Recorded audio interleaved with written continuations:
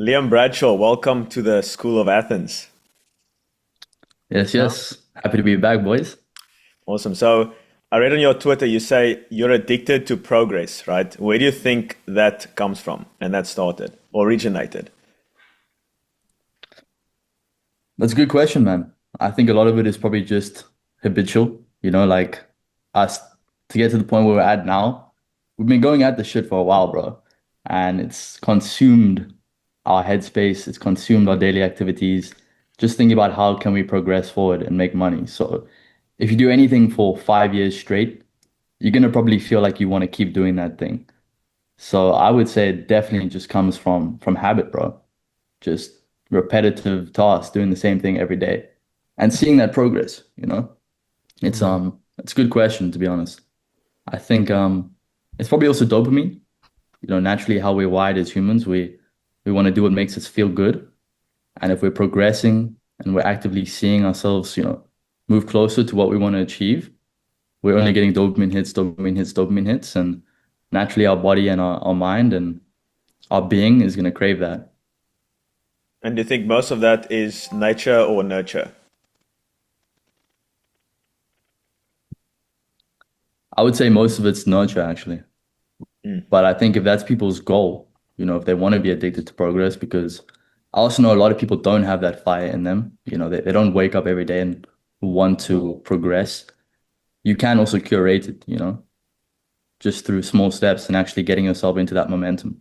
Like I said, I think a lot of it comes from just the fact that we've been doing this for so long and we felt how it feels to progress so that like if you can just get yourself into a state where you at least have a little bit of momentum, all you have to do is just keep putting foot on the gas and really ride that out as far as you can.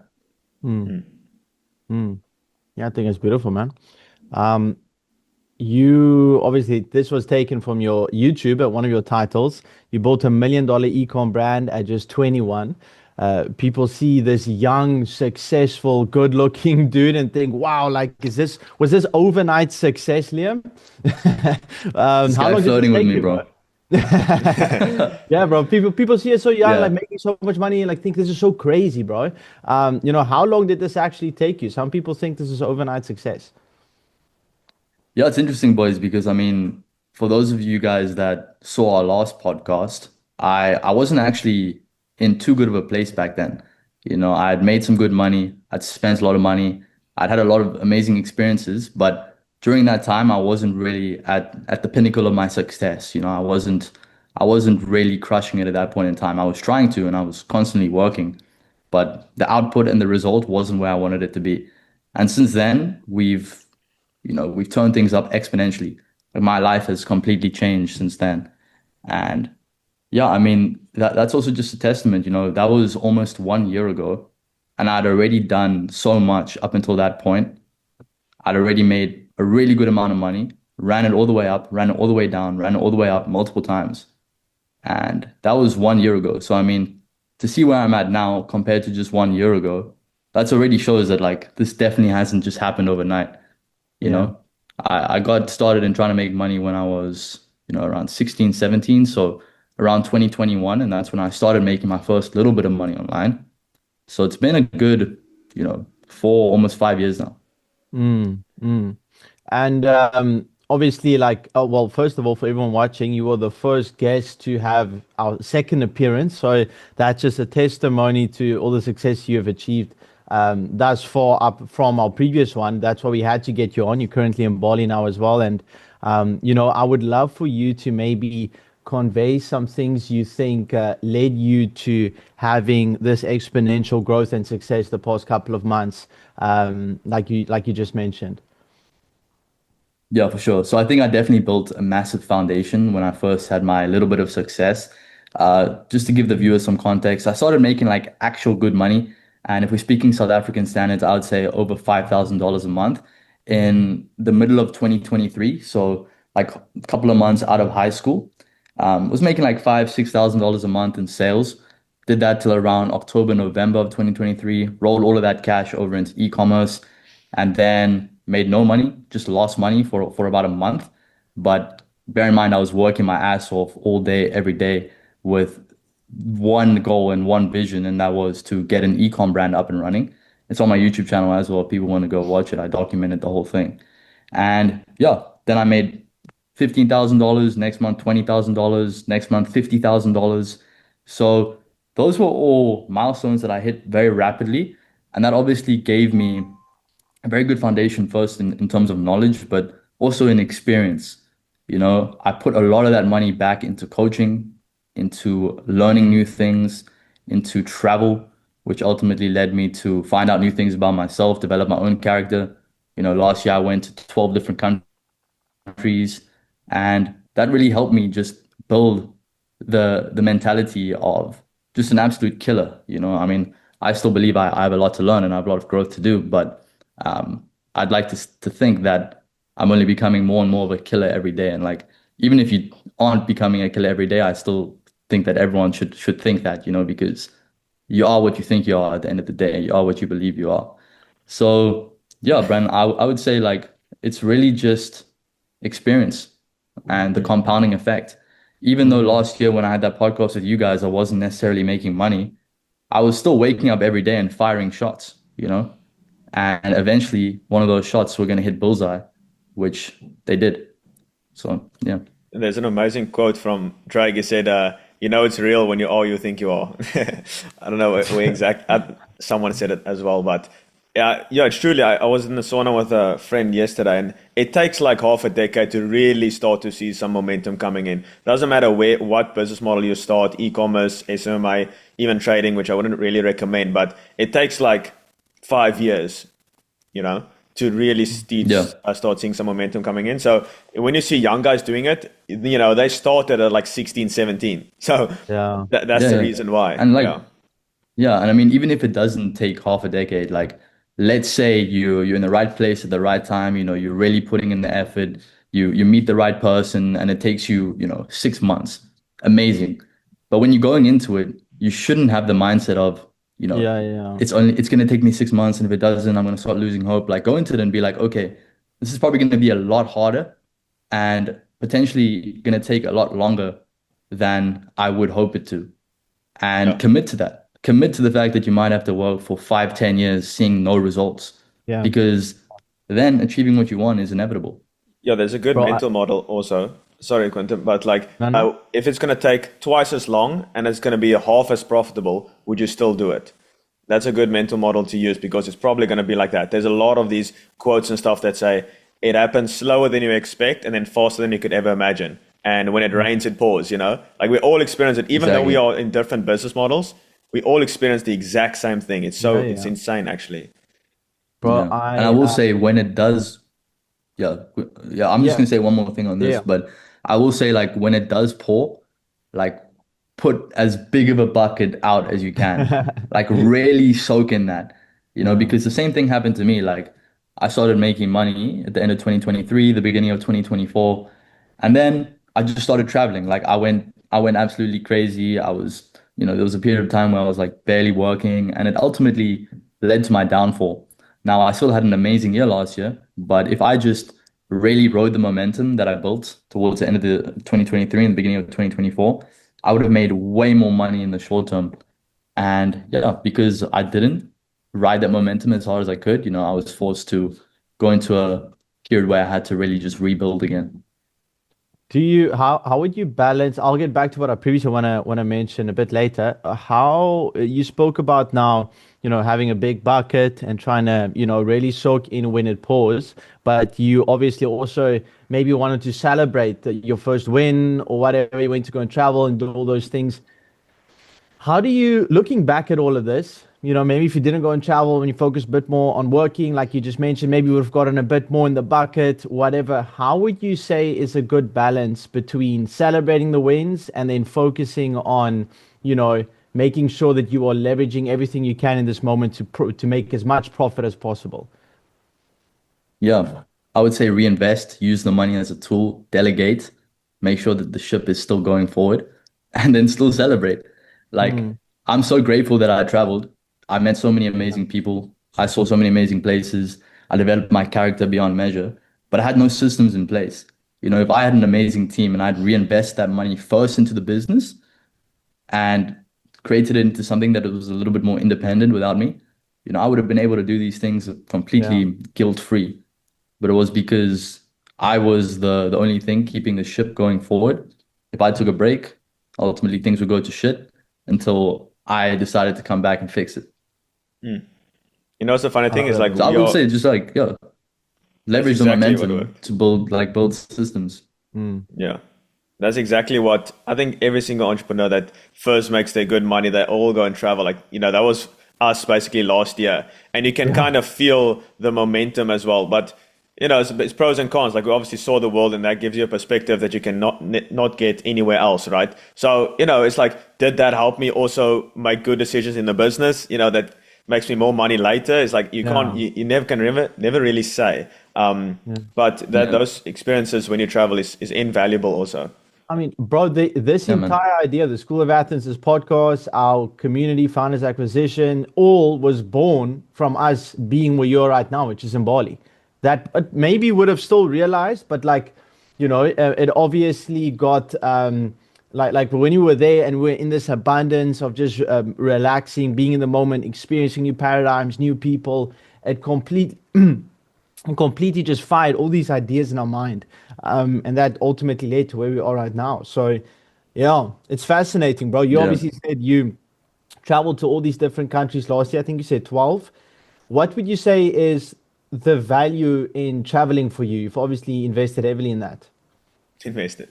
Yeah, I would say it's just, and before I do answer that, I just want to say one more point on this, and it's kind of what I said already, but I think I could word it a little bit better and just give more strategic advice. Like I think if you're just getting started and you're building momentum, like I said, if when it's raining, you need to collect as much of that water as possible. So really just ride that momentum as high as you can. If your goal was to get to 10K per month and things are going well, you're moving fast, just try get to 100K per month. Like try get a million a month. Like set that goal as high as you possibly can because even if you don't get to a million a month, like if you just stopped at 10K, you would have stopped at 10K and probably naturally regressed from there. But if you set your goal at a million, you might hit 100K, you might hit 200K, you might not hit a million, Mm, but you'll hit way more than if you just stopped at 10K. Yeah. yeah. And then, yeah, like put systems in place. And then if you do travel, just make sure that you're just doing high leverage stuff, like the stuff that's really going to still move things forward. Even if it's one, two, three small tasks a day, but they're extremely high leverage. Just be more intentional with the tasks that you are actually doing. And if there's something that's repetitive that you're doing over and over and over and over, even if you got to take a little bit of a hit to your income, hire someone to do it for you. And that's just going to make your life so much easier. But yeah, I mean, for me, traveling, bro, like for one, I love the sun. So it's been amazing for just feeling good to be able to skip winter. For two, it's igniting creativity. If you're seeing new things that you haven't seen before, you're naturally creating new neural pathways in your brain, and new ideas will naturally start to flow into your mind. And for three, it's networking. You'll be able to meet new people that you would have never been able to meet before. You obviously have access to anyone who you want through the internet, but there's nothing quite like shaking someone's hand, looking them in the eye in person. That connection just becomes so much more real from there. And yeah, dude, it's just expands your mind and develops your character, really. Mm. And what's your relationship with chaos and peace like? Those two conundrums. Hmm. That's a good question, man, because I feel like every single time that you have chaos for prolonged periods of time, you want peace. And every single time you have peace for prolonged periods of time, you want chaos.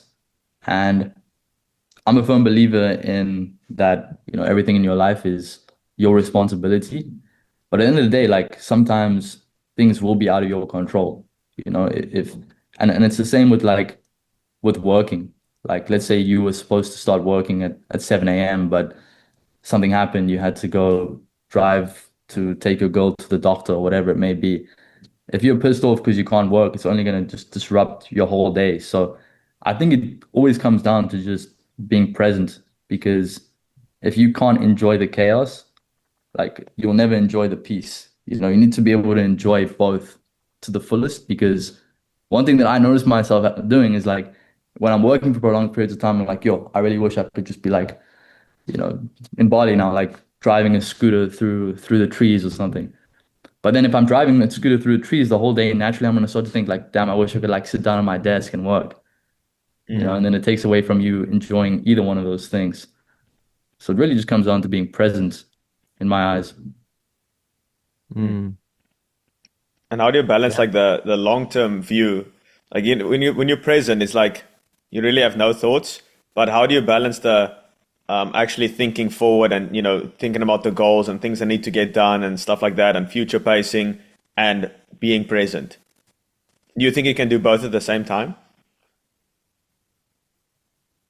I think it's a very good question, but I think there's a difference between just letting your mind race and ultimately not being present and intentionally sitting down and being a visionary for yourself and your business and your life. I think if you're strategically thinking about these things, you can still be extremely present while you're doing that.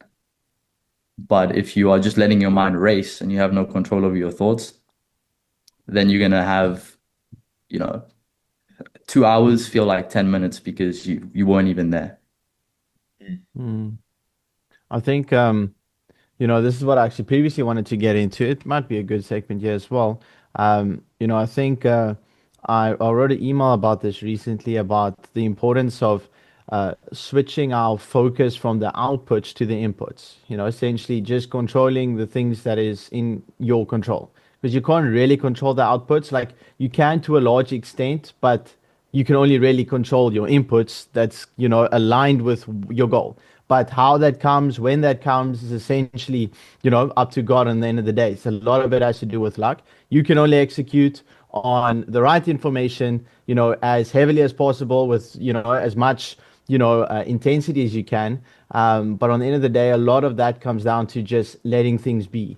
And I think, like you just mentioned now, we as humans tend to always want the thing that we don't have. I don't know why that is, bro. It's like it's Yeah. you're now in Bali and you've been looking out like you're out right now, bro. Andrew and I, like for some of the OGs watching the podcast, like you are out right now. Everybody wants to go out, nobody wants to be out. So like you are there where you Yeah. wanted to be like 2, 3 months ago, and now you're already dreaming of maybe coming back, locking in, growing the business. Like it's always the other thing, and I don't know. There's a fine balance between those two because you also don't want to just fully, just be content with everything. But maybe there is a form of content Yeah. that doesn't strip away your progression. Um, Yeah. yeah, I think it comes down to I just come controlling the inputs, and then I yeah, think man. making sure that you're doing the right thing, and yeah, with the right information. I completely agree with what you're saying. And that's why like I've kind of shifted my goals to more just be almost like KPIs and just checkpoints to know that I'm on the right track Okay. because you will never feel how you will feel in 1 year when you hit that goal. You'll only ever feel how you feel right now in this moment. So if you can control your inputs, that's literally how you're going to be feeling on the day-to-day basis. You said you're going to wake up at 7 and you wake up at 7, you'll feel good. You're not going to feel good when you hit $1 million a month. You will feel good, you'll feel accomplished, but it's in most people's nature to then just look for the next thing. And Yeah. I also don't think it's healthy to feel accomplished or you're proud for too long. So if you enjoy this conversation and you relate with the health and wealth aspect, and both of these are very important when it comes to scaling a business or just as an entrepreneur in general, top link in the description if you want a more personalized approach, to scaling a business or in the health aspect as well. And also in the description is access to our free community where we've got 20 hours of content that you can just consume. So yeah, 100%. If you enjoy this conversation, share it to a friend. Maybe think about subscribing, put the notifications on. It helps the channel a lot. And by doing so, we can get some more interesting guests like this. So let's get back to the video. We previously talked about every loss being a lesson. I think that is obviously something that we all subscribe to.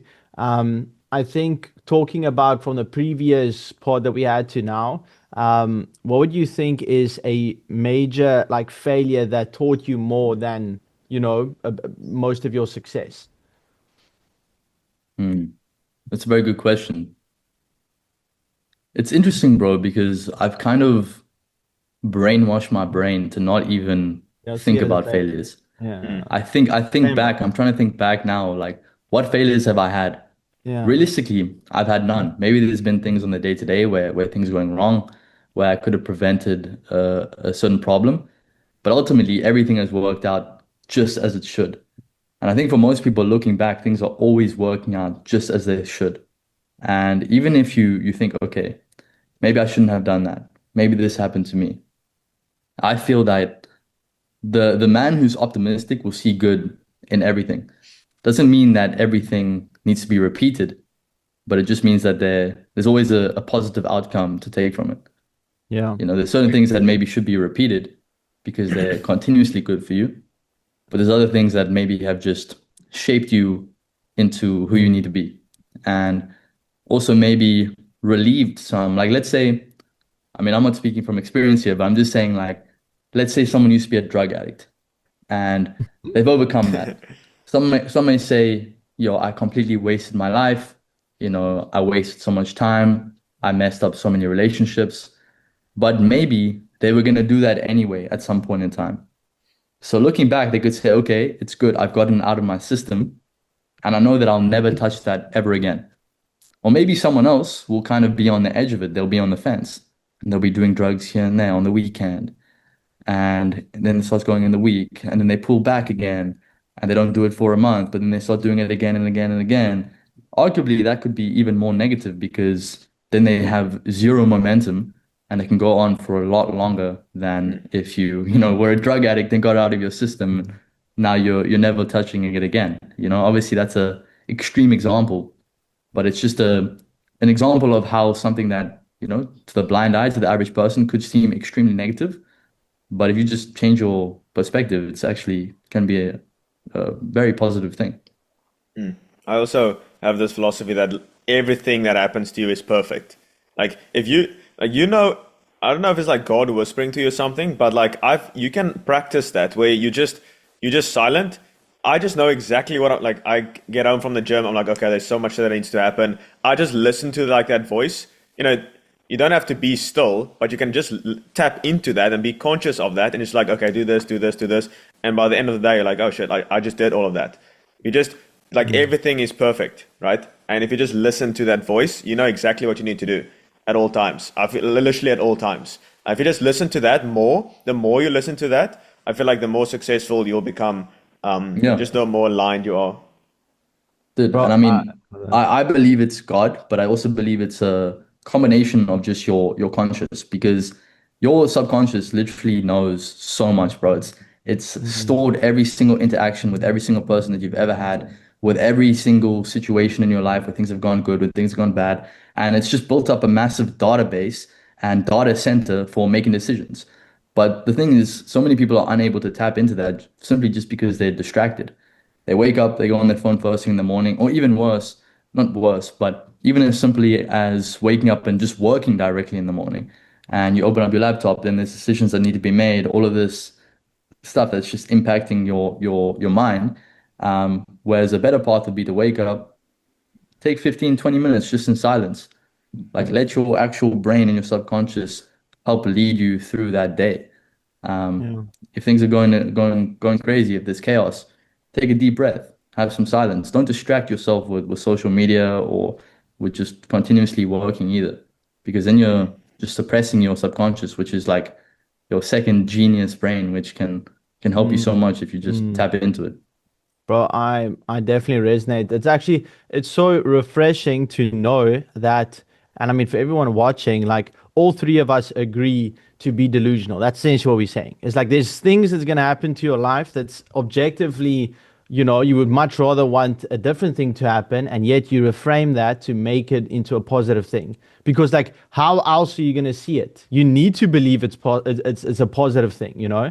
Like I try and not believe in anything that's going to negatively affect me because it just doesn't make sense to do so. It's just stripping away, you know, things that could benefit me, or there's nothing in there that gives me power. And like, there's a lot of things that I last year and in the beginning of this year that I prayed for, you know, that I asked the Lord for, and for some other reason, He gave me the opposite thing. And then I just realized, you know, by enduring the pain of going through this, I got given, you know, what I prayed for. I wrote another email with a cool title, which was maybe, this is the price of the dream you prayed for, this burden you need to be enduring. Like if you pray for, financial freedom, let's say that might be 10K a month US for some South Africans watching this. Like for a lot of people, that's a lot of money, and I think it is good money. And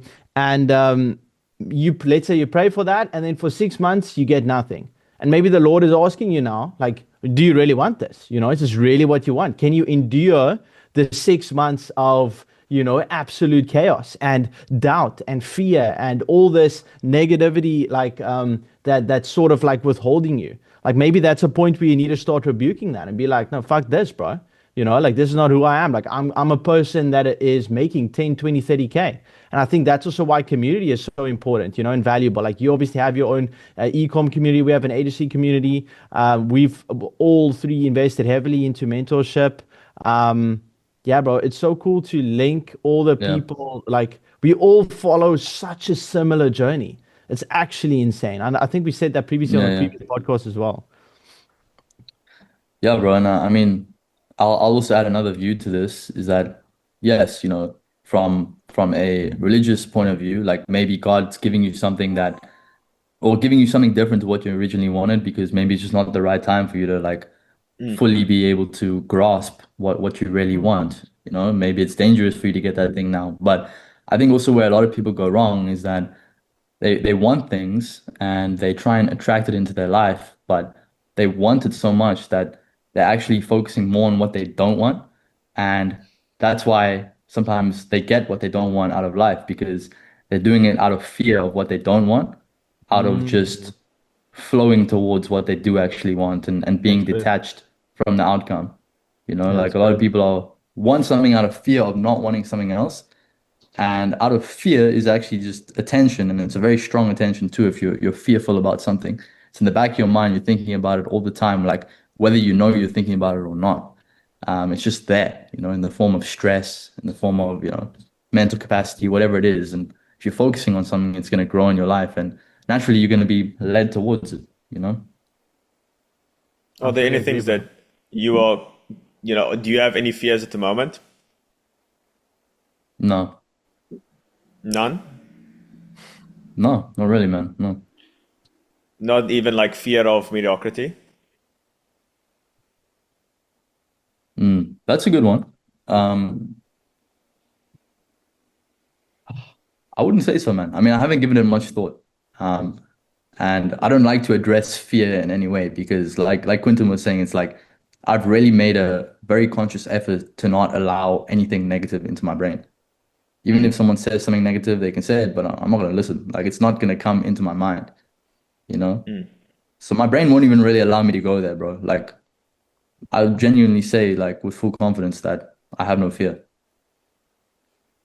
Don't you think there might be some form of a denial where you don't even want to look at it? If you know what I mean?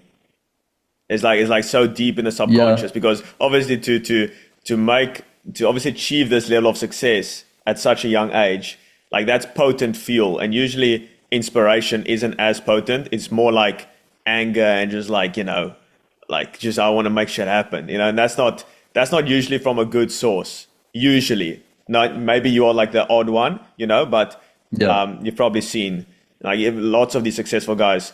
They just wanted to prove something or whatever the case may be. Yeah. And that's also why a lot of these successful guys will never be happy, because everything that they've ever achieved has come out of a place of feeling like they're not good enough. Yeah. So when they eventually do get what they want, they thought they wanted this whole time, they can't even enjoy it because they feel like they don't even deserve it, because it's become so ingrained into their subconscious that they aren't enough, which is paradoxical, because that's what's fueled everything in their life. And then they get to that point and they still feel like they're not good enough, even though they've made millions of dollars, But yeah, I mean, maybe there is, bro. I don't know. I definitely have operated out of a place of desperation and fear of being broke. When I was younger, I used to be extremely scared about being poor. Like I used to cry when I was a kid because I was worried we would become homeless and stuff, which I know looking back would have never happened. But then I was extremely scared about it. And that definitely gave me a lot of motivation in the beginning. And then full transparency, like it's it's gotten to the point now where I know I could honestly not work for quite a long time and be fine, you know? And that's also like now led me to have to try and reignite that fire within inside of me because I can chill. There's no primal desire to, look for safety. Like when we were like a couple thousand years ago, it's like if you didn't have food, you had to go work. I mean, you had to go hunt for food. Like if you didn't have like things like sex, you had to obviously become a man worthy of that. There were times where like only like a small percentage of the men actually had sex because it was Oh only yeah. the desirable men that, Mm. got it. And the desirable men would have multiple wives. But many guys that like didn't even reproduce, bro. You know, So 60% of I men think didn't when like reproduce. it's crazy, bro. It's crazy. Jeez. 60% of men. An actual Yeah, stat, like it's recent, yeah. yeah, it's Bro, but wild, bro. yo, yeah, But that's like, do you insane. understand what I'm saying, guys? It's like Yeah, I've actually gotten to the point now where I've had to shift my motivation from like it's not desperation anymore, and yeah. I've worked to like I fully, I've fully worked to get agree. past my trauma. Yeah, And like I'm not gonna I still obviously have like massive visions and goals, but that's yeah, now what motivates me. Like thought about what I could become, yeah. which arguably isn't as powerful and as like turbulent as if you're angry or upset about where you are. I But mean, it's about tapping into it. I think What this do you guys might, say on that? yeah, I think this might serve the people watching. Um, a email I wrote recently that's coming out on Friday is called "The Trap of Transactional Self-Worth." But I'm just gonna read like a 20-second Mm, segment out of that. So I wrote, "Yeah, you were made in God's image. You don't earn your worth; you reflect it." That doesn't mean stop improving. It means we stop striving to prove. It means that gym, the business, the books, the high standards, they become expressions of who we already are, not conditions of being enough. This flips the entire mindset of conditional self worth. It's no longer I am valuable if I win, if I do the outreach, the achieve 100K a month, whatever. It becomes I am valuable, therefore I will win. And I think that's a beautiful reflection I made after going to church last week. It's when you're running away from something, a lot of the times you are trying to then prove to yourself you are worthy of this thing that you are striving for, or to prove to someone else that you are worthy of this thing. But I think when you start acting out of the frame that you were made in God's image, and all you need to do is reflect that which already is, it becomes operating out of abundance. And I think that's sort of essentially what you're also speaking about. And I actually think if we do that correctly, operating out of abundance will allow you to make better, clearer decisions, because ultimately, we actually spoke about this on a little small segment, Andrew and I, when we were in Dubai last year. It's like when you are operating or going from 0 to 10K months, it's a very like, Andrew, what do you call that? It's like survival instinct or whatever. It's Yeah. like, when you're running away from a lion, you are arguably going to make the best decision in that like 10-minute sprint, okay? Because your brain is only thinking about running away from the lion. But that's a survival instinct. How long can you endure that before your body and your mind gives in? How long can you do that before you completely corrode and you're not thinking about long term because you need to survive right now? And so I think there is a time where it makes sense to, for survival is to, be motivated by anger, by depression, whatever gets you out of that situation. But there needs to be a flip. You need to, like Naval yeah, says, come to terms with the fact that, the point of the game is to play the game, to win the game, to ultimately either get rid of the game or continue playing the game out of sheer enjoyment out of it, something down that line. And I think that reflection point of making that decision and then deciding to play the game out of sheer enjoyment or playing a different game is very vital and crucial. And I think a lot of people don't make that switch. Yeah. mm, yeah, no, completely agree, man. A lot of people stay in a state of apathy or just non-desire to really do anything, right? And a lot of people don't understand is that people will be in that state and then they might start getting mad. They're mad at themselves, they're mad at people around them, they're mad at their situation. And that's actually a higher energy state than apathy, because apathy is inaction. Like when you move up, you get angry. That's when you actually, there's energy flowing through you. A lot of people see that from an outside point of view and try to bring you down. Like, no, calm down. Don't be angry. Don't be mad. But that might actually be extremely progressive for someone that's been in a state of apathy for the past 3 months. So obviously that's a bit off topic from what you were saying, but I think it's just important for people to observe, like when people are acting in certain ways and why and where they're coming from. I don't think it's a sustainable thing to just be acting out of anger. But I think if you're coming from a state of fear Yeah. or even worse, apathy, you're actually operating at a much higher state than you were previously. But then you got to move to the next state. Yeah, I was about to say, bro, can't like stay there. you transcended one, segment. I need to transcend anger as well. There's higher levels. I agree with that. There's Exactly. one thing, Quentin, that I want to add on that. I feel like it's a very, very good thing to know, like, where people value you for who you are and not what you do. I think Chris Williamson also wrote like a blog on something like that. You value you because of what you do, not who you are. I think like that's an amazing idea, but I truly believe 99% of people would never achieve that. Never. Like everything, I think everything is transactional, like everything. Just because like, I wouldn't necessarily be friends with someone, or let's say with you, Quentin, like let's say you weren't driven, you were fat, you're like eating McDonald's all day. Like I would probably not smoke weed all day, but you're still Quentin. I wouldn't be friends with you. I'm friends with you because you're driven, help with all the stuff. It's like all the qualities that I want in a friend. So it's transactional, If you lose that, then that's basically called unconditional love in a sense. And I only think your mother and God has that, There is conditions that need to be met before I can value you as a friend or partner or whatever, if that makes sense. Yeah. Yeah. And it's the same, bro. Like if you're a piece of shit, like you've been acting how that version of Quentin is acting, you might not love yourself. And arguably that's fine because it means that you've got some work to do before you can get to that point. It's all about keeping yourself in check as well. Like if you unconditionally, I think loving is one thing. I think you should always unconditionally love yourself, but you should always set standards for yourself and make sure that you're meeting those standards too. That's what's going to keep you in check. Like you should almost be like a father to yourself, love yourself no matter what, but make sure that if you're going out of a line, like you look up in the mirror and say, okay, we're going to fix this. And then you might start to, if you don't fix it, you might start to lose trust with yourself, which is just going to reflect in, every other aspect of your life too. It's the balance again. It's like both. It's like you are obviously the Father and the Son, essentially. You are both. Yeah. Or the Holy Exactly. Spirit. You're all three. That's Yeah, I that's mean, maybe where that comes from.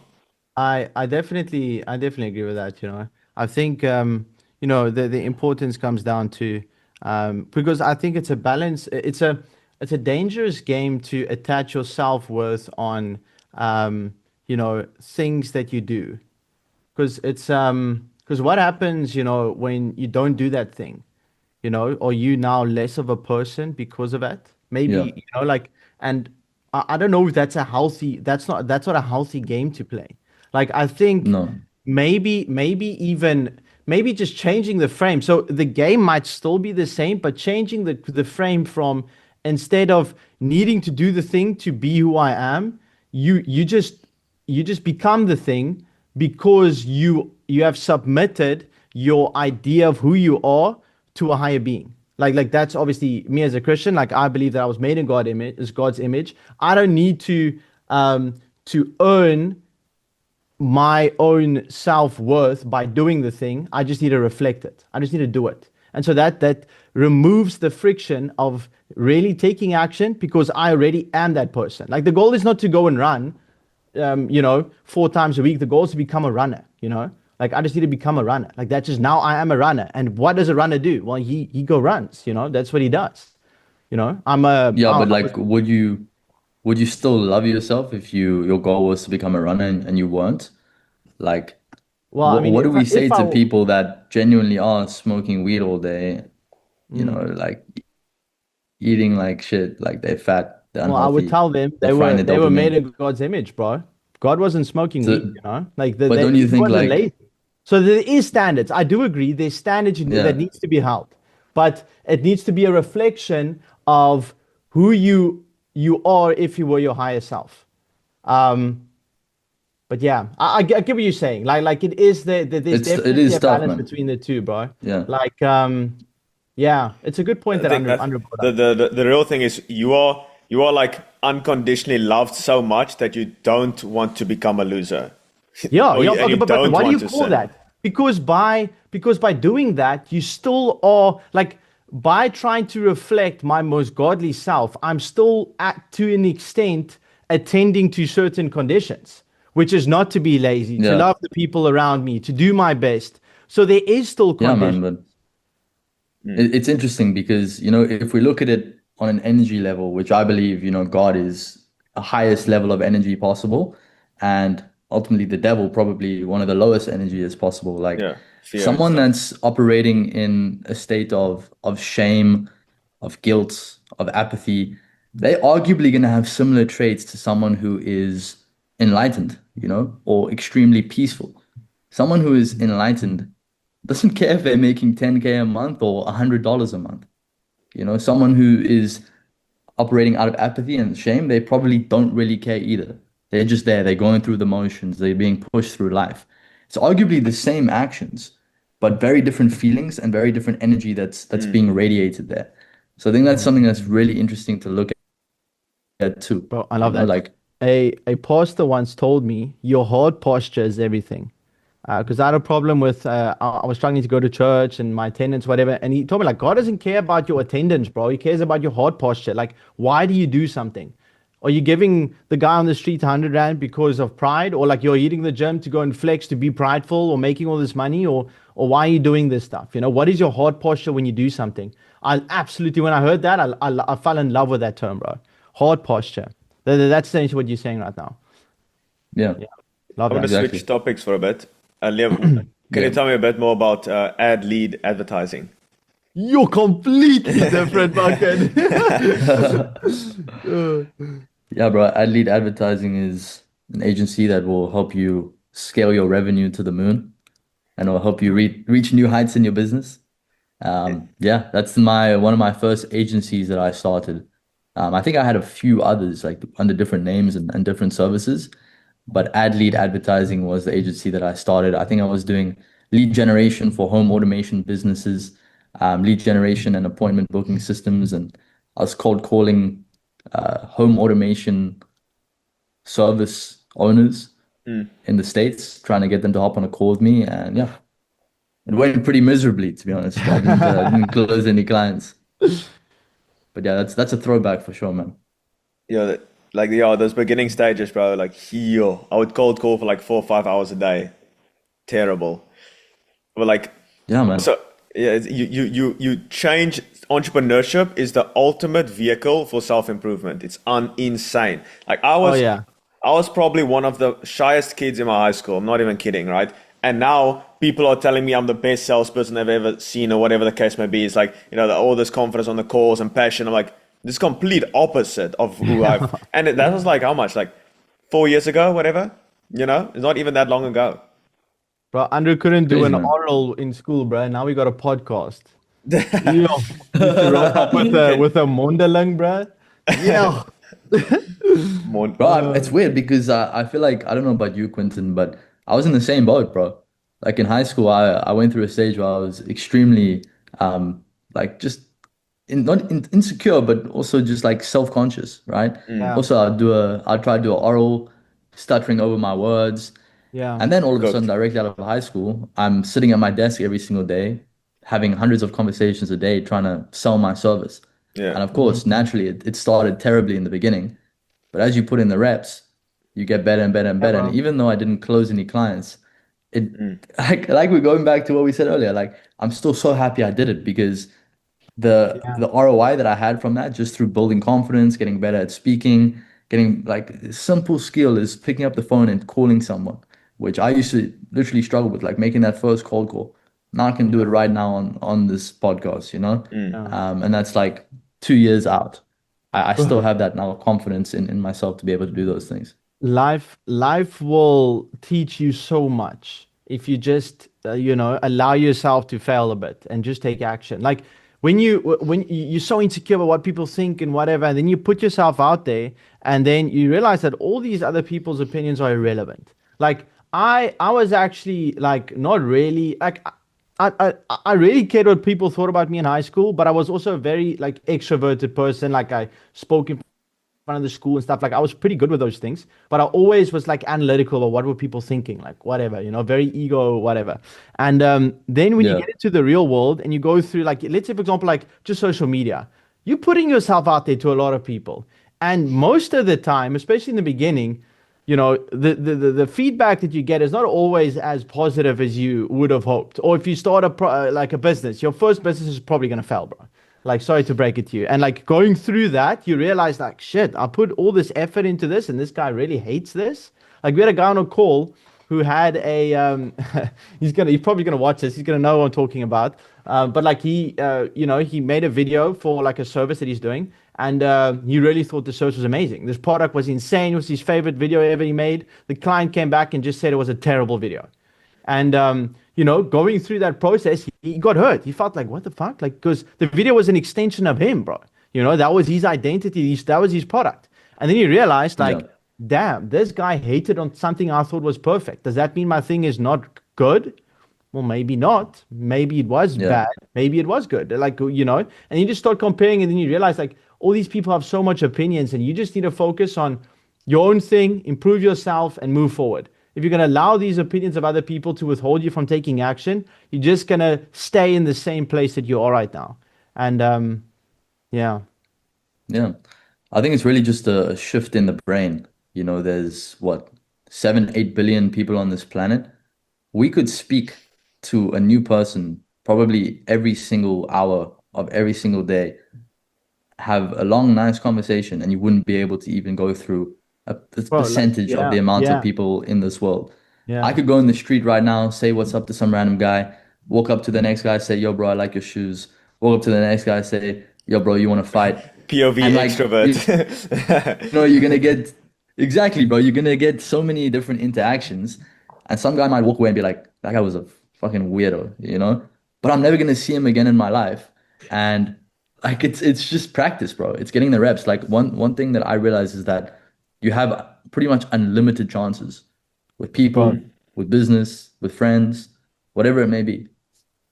You And know it's much what's easier said than done, of course. But what's crazy? yeah, Like, so sorry, like I think yeah, there's like a half a second delay, so like we sort of like speaking of each other sometimes. But Mr. Beast, his most viral reel has 1.5 billion views, bro. Like like almost, how much people are there even in the world? Like 8 billion. You know how much, like almost the entire world saw one of his videos. You know how ridiculous that is. That's insane. that's I crazy. Yeah, I just thought I wanted to bring that up though, because I don't know. Like Yeah. fucking the bigger And I you mean are, that's the more people that's you're gonna reach, Like And yeah, I mean that's probably one of the most viral reels ever, right? And he's an anomaly, like, and he's only reached, yeah, just over like 10% yeah, of the yeah, yeah, entire yeah. world. It's fucking So crazy, you bro. will like, and he still has like that reel times what, like four, maybe a little less, but like times four the amount of people before he's even interacted with everyone in the world. And the thing is, Like you have you unlimited chances with people. you can't remember the last two reels you saw. No, bro, So you can't. people forget Impossible. so quickly. They forget when you're on a sales call with someone who went to shit. Like even one of my first few sales calls was Jordan Platten actually. It was my first 5 sales calls. It did not go well. And then we just like did a podcast with him. It's like people forget. People forget. Like attention span is so short. Like less than a goldfish now. So people aren't gonna remember. They're only gonna remember how you made them feel. It's like cliche thing, but they're only gonna remember how you made them feel, not what you said. Of course. And yeah, like going back to ad advertising, bro, like maybe I knew these things back in the day, maybe I didn't, I don't really remember. But one thing is for sure is that I was definitely very nervous on my first cold call. But as I Yeah. did a few, I started to realize, okay, this isn't too bad. Like I'm never even gonna see this guy. He's gonna go about his day. He's gonna forget about me. None of those guys will ever remember any of the calls that I ever gave them to this day right now, and they probably forgot it on the same day. So as you just start going and you do one, you do two, you do three, you just realize that it's just a game, you know? Yeah. It's So it's just a game. I'm curious, Liam. On your journey, you need to become pretty cold, right? Because there's a lot of it's like I relate the first, like, let's say 2 years of your entrepreneurship journey is the exact same as Bitcoin from like zero to $50,000. It's extremely volatile. It's just like up and down, like this, your entrepreneurship journey, right? So how do you how did you kind of integrate yourself in the world again after becoming like extremely maybe cold or stoic, not very emotional, because in business, emotions aren't like the most productive thing or the most optimal thing. So how do you kind of integrate again and start, feeling all the good emotions as well, maybe the bad ones? Mm. Yeah, man. I mean, I feel like it's definitely a tough one for a lot of guys, and we see this in athletes a lot. They've pushed their feelings aside their whole life. Um, like I don't know who it was. It was either Kobe Bryant or LeBron James, but yeah, like he was really having a hard time feeling the success, and that is because his whole life he never regarded his feelings. Yeah. If he didn't feel like training, it didn't matter. He trained anyway. If he didn't feel like hitting the gym, it didn't matter. He trained anyway. So his feelings never mattered. So because he suppressed it so long, it became very difficult for him to actually feel the good emotions when he was achieving the success that he wanted to. And that's obviously just, one person, but I think that's a very common pattern that happens with a lot of entrepreneurs. Um, and it's a tough one, man. I think for me, it really has been a journey. Like I've full transparency, like I've struggled to feel happy about certain things from time to time because, bro, I've been at this shit for 4 or 5 years, not caring about how I feel. Like, Mm. why must I now all of a sudden feel super happy? You've suppressed this emotion. It's not just gonna come up again. Um, but I mean, one thing that really has helped me is just reflecting, you know, journaling, reflecting on my wins when I've achieved something. I take intentional time to sit down and write about it, speak about how I got there, how it's making me feel. And that's helped me a lot, man. Honestly, just like reflecting and then going back to what I was saying is being present. Mm. How would you Mm. guys say? Because obviously you've probably gone through similar things. I'm curious to hear your guys' view. I could quickly add on to this because I was actually reflecting on this a little while back. I think this is the importance of just, bro, just have your own little email list. Because I wrote an email about this as well. But it's like you go through your ideas like almost like a self journal almost. Like these podcasts also in very similar way. Even YouTube can be a way to document your journey because just your thoughts and ideas. But I recently came to the conclusion that I'm not striving for happiness or joy anymore. Maybe joy can be interpreted into peace, which is what I'm struggling or striving for now. But I realized like there was a time, where I was going through a patch of I was very doubtful, fearful, not sure if things were going to happen. The bank account was not reflecting the work I was putting in. It was something that I think a lot of entrepreneurs tend to go through in the beginning, and then you just you go through a time where the lack of the thing you're looking for definitely it doesn't increase happiness. I wasn't happy in that time, and then when I got the thing that I was working towards, my happiness came back. But I think the only reason why I felt happy was because I had the contrast of the low to then compare to the high. And so I realized that both of those moments are needed in life. And so I'm striving to be at peace with both of those moments, Yeah. and not necessarily trying to change something into be to be happy in, even if it's going bad. It's like it's irrelevant whether I'm happy or sad. I just want to be at peace. And I think also maybe even looking at yeah, I think that's sort of the conclusion I'm currently at. I'm striving for peace. Yeah, Yeah. and I think if you have reached peace, which is very difficult to reach actually genuine peace, It's a continuous um, game, and yeah. and maybe it's not peace what I'm going to describe here, but it's kind of just being happy, but it's not really happy, but just being peaceful. I'll just use that word, being peaceful with the fact that you're simply just experiencing life. Yeah, You're bro. experiencing everything that it has to offer. Yeah. You're experiencing the ups, the downs, and Yeah. you're just happy or peaceful to just be here. Yeah.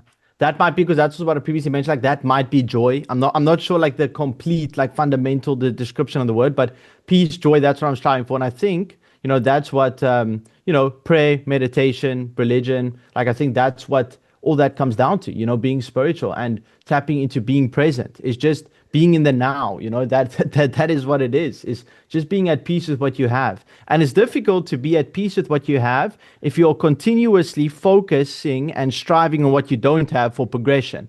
And so that's a difficult game, like let's say the past 2 days we had some extreme success with the info product, which was amazing, the founders acquisition. But I haven't even given any thought to celebrate that, like my girlfriend was pretty hyped, like, oh, you need to celebrate. I'm like, well, like this is what it is. This is how it's meant to be. I'm just at peace. I was even at peace beforehand because I wasn't focusing on the output. I was focusing on the input. But then, yeah, you do rob yourself out of moments of, in my older self, I would fucking go and party now, something, because I would celebrate this win. But it's just, I don't know. It's a different ball game now. I Yeah. don't really optimize for that anymore. I think the presence, like Liam said, is really the main thing. And how I cultivate that, it's like the flow state, essentially. I'm constantly in flow, like the entire day almost. When I'm working, I'm in flow. When I'm on sales calls, I'm on flow. Podcast is flow. YouTube videos is flow. Gym is flow. Like it's just constant flow state. And I'm not necessarily like smiling all the time. Like it's like a little baby, maybe. Like I don't think that's a a man thing to do. Like, that's for children and women. But like, if you just, I think contentment and just doing the hard thing every single time, just chaos and just like progress, working towards something, and just giving your absolute best, leaving, nothing left on the field, like that feeling, that trumps everything. I don't even care about the outcome. Like, I truly don't care about the outcome. Because like, if I just give everything, that's why I think the gym is so perfect for this. Like, I've achieved a pretty decent physique just because I like the process so much. I like every single rep I do, like the mind muscle connection, the flow state of that, the presence of that, I just like that entire process. And if you just translate that to work, you do the best you can with what you have in front of you. That's the only thing you really can do, is the best in the next 60 minutes. Or even like 1 minute, if you really, or even second, like what's the best thing you can do right now? And if you just focus on that, then you don't really have to worry about the future. You won't have anxiety. You won't have all the stuff because you truly gave it your best. And like, if you truly give it your best, it's impossible to lose. It's impossible. So, but most people are, delusional when they say that try their best. Yeah. What do you think? What do you think does giving your best mean? Because like that obviously has a lot of like, if you look at business output, that's very optimal. But let's say when you start a family and you need to give your best, you need to be in flow state. How would you balance that? Well, yeah, I'm not a family man yet, so I wouldn't. Yeah, I know. No, I'm just, yeah, but like obviously having being in a relationship or whatever, like it's a different ball game now. Because like going for optimizing for everything, it's a difficult thing. Like, do we want to be the the LeBron James? Oh, okay, who's a better example? I don't know, someone who's extremely great, but just had no other life excluding their career. Like, is that the goal? I just think it's meeting yourself with where your expectations are for yourself. Everyone's version of the best is going to be different. But like Andrew said, like if he goes to bed and he feels good, he knows he crushed the day. His level of crushing the day might be way higher than someone else's. Someone else might simply just get up when they said they were going to get up, make their bed, do the work that they needed to do. And they're probably happy. And they'll also feel great towards the end of the day. It's about just meeting yourself where your expectations are. Like if there's something missing and if there's a gap between how you should be acting and there's a gap between how that and how you are actually acting, that's when you're going to feel like there's something missing, like there's a lack, like you could be doing more and you're not going to have that fulfillment. Yeah. And it goes back to what I was saying. You'll never feel how you're going to feel when you hit the goal. You're only going to feel how you feel right now. So it's about making sure that you're setting yourself up to feel amazing right now. I always said I felt my absolute richest when I was making $3,000 a month, because that was my max. That was like, wow, it exceeded my expectations. That was like, I didn't know, like, is this like, online money, what's going on here? Like, so when I hit the 3K, I'm like, yo, like, this is way more than it was like 55,000 rand a month, bro, from zero. It's like, I felt the top of the world. And even when we made like 10 times that, it's like, no, because my ceiling now for what I think is possible is so much more, is so much more. So yeah, when I hit 10K a month, I felt absolutely nothing, like nothing. I just felt lots of stress, like, oh shit, these clients need help. Yeah, let's do these systems, like, so I didn't feel much really. Yeah. Yeah, that's Yeah. beautiful. There's Well, definitely something. I forgot what I specifically wanted to say, but I wanted to add on to what Liam said. I think Liam, you said, correct me if I'm wrong, but you said something about your expectation. It's like meet yourself. What do you say? Meet yourself. That's good, yeah. Where you where your expectation of yourself Yeah, is. bro, I like that a lot. That actually, that's awesome. And I think it also then it becomes down to like, what do you expect you to do? Like, what are you comparing yourself to? Because like also like what Andre just mentioned now is, his ceiling of what the max was at that time was so much lower than 3,000 because he was comparing himself to maybe the people around him, family members, the previous work he was at, like driving take a lot or whatever. It's like, Oh no. when he made 3K a month and it was online and it was free, location freedom and I could work from wherever, my own times, like that felt so amazing. But then he got opened up into this entire world and he got exposed to the Alex Hormozis and the Iman Gatsis and the Liam Bradshaws and everyone making so much more. And then he's like, fuck, what is this shit, Like then his ceiling and his expectation of himself got so much higher. And then he just felt, Exactly. because Yeah. yeah, that's cool. I like that. I like that. His mind got expanded and his self-belief got way more heightened and he knew what was possible for himself to achieve. So, now you are showing up and you're doing everything that you need to do every single day. Yeah. You're effortlessly walking towards the hard things because you know that that version of yourself is possible. Yeah. Yeah. Do you think sometimes I do think ignorance is bliss bliss. and the best and better. Sometimes I do think that, like, you don't always want to know, like, what maybe you could have done. I think that creates so much pain, because you're constantly going to feel in a state of lack. You're constantly going to be in lack because you can always do more technically. But I think sometimes ignorance is bliss. Do you agree with that?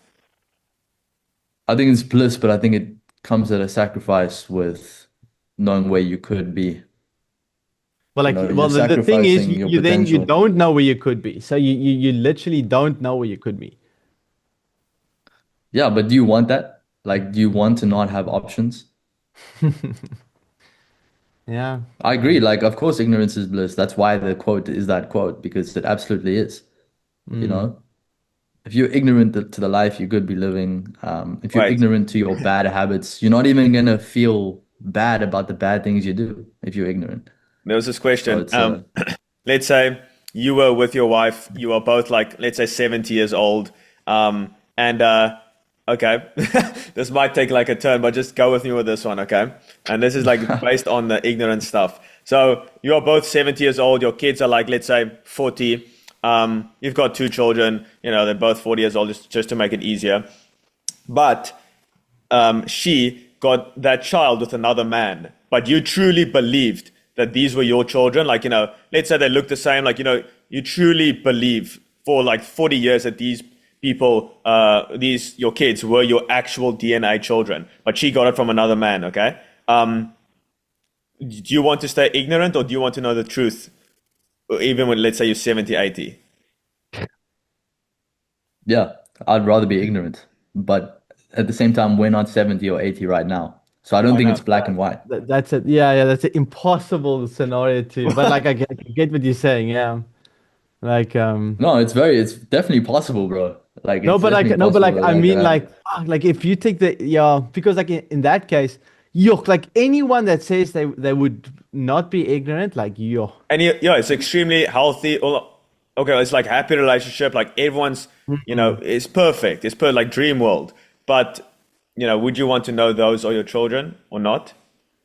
I don't think it could be a dream world if it wasn't your children, because then your wife obviously needs to know. I don't know, But but she yeah, I get what forgot. you're saying. It's like 40 years ago. Yeah, like in that Yeah, isolated fucking thing, yeah, I would probably definitely want to stay That's how ignorant. you want to make these points is through extremes, and sometimes ignorance is the move, you know. So yeah, Yeah, yeah, I for think sure. But I mean, it depends what your intentions are, you know? It really depends mm, what your intentions are. If your intentions are to become successful, to make a bunch of money, to retire your parents, whatever it may be, you cannot be ignorant. Your brain needs to be expanded and you need to know what is possible for yourself. Otherwise, yeah, it yeah. will never become a reality. mm, So if you're okay with, working a 9 to 5, making money, just mm. like living a normal life, amazing. Like that's great, stay ignorant, but if your intentions aren't that life, then yeah, you got to seek discomfort and you got to seek expansion of your mind. Yeah, Oh, it is. sometimes I wish I could be happy with that, but like I just can't. It's just like you probably feel the same way. It's like you just can't. I just can't do it. But some people are truly happy that way. Just like normal job, you know, and just like normal house, maybe like decent wife. Like they're happy with that. But we want the absolute pinnacle of life. But obviously I prefer that. Otherwise I wouldn't be doing it. Yeah. Of I course, mean, I man. think it's a dangerous game. Like, I don't think necessarily, like, yeah, I don't think ignorance in 99% of cases, excluding the one that Andrew mentioned now, I don't think ignorance is a good thing because it's a lack of knowledge and awareness, Google is telling me, in general. And I can't see how that is a good thing. Like, I think you should always strive to be aware, to be knowledgeable, to have wisdom. There's an entire book in the Bible wrote about wisdom, Proverbs. Like, I think the Lord wants us to have wisdom. But I also don't think that the lack of wisdom should definitely not withhold you from taking action.